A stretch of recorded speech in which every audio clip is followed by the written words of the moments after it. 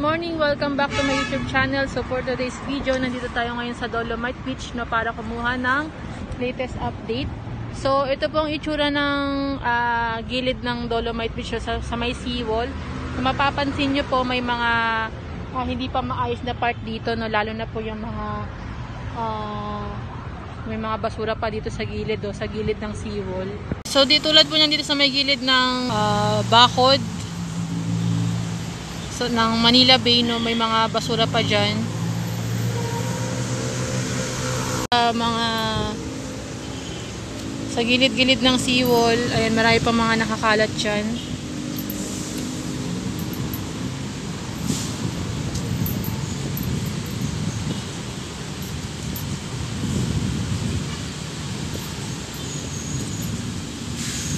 Ito na rin yung ibang part ng tulad po niya, no. So yan yung styro na nakatambak dito sa may likod ng seawall. Yan po yung laman ng trash boom. Yan. So ito naman po yung sa may tapat ng Pedro Hill, no. Marami pang mga dahon dyan na nakatambak. Pati po itong mga kawayan dito, no. So napakarami na rin mga kawayan dito. Yan, pati rin po dun sa kabila, doon na rin yung mga kawayan. Sobrang dami na. Hanggang ngayon po wala pa rin pong garbage truck na nangongolekta dito. Ayan ba yung mga malalaki pang kahoy dyan. Yan. Tapos ayan, yung iba pa dito, hindi pa yan natatanggal dyan. At tulad nyan, may malaki pang kahoy dyan. So, ayan po ang gilid ng seawall dito ngayon.